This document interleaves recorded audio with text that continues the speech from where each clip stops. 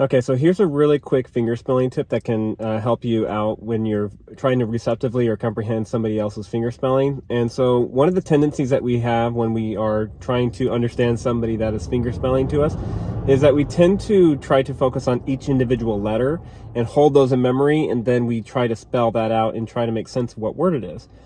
For shorter words, or maybe with names that are familiar to us, that is okay. But eventually you're going to come across maybe terminology that is being fingerspelled that isn't as familiar to you, or maybe is longer and might consist of 7, 8, 9, 10 letters.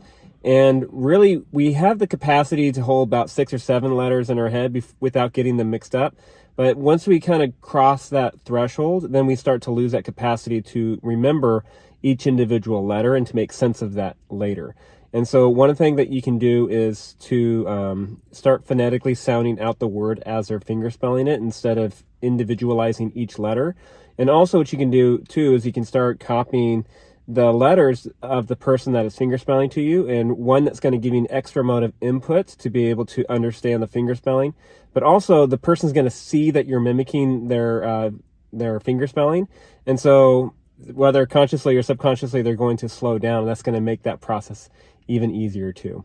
And so that should help you with your receptive understanding and help conversations go a little bit smoother. And that's it for now. And hopefully that you find that helpful. And until next time, I'll see you later.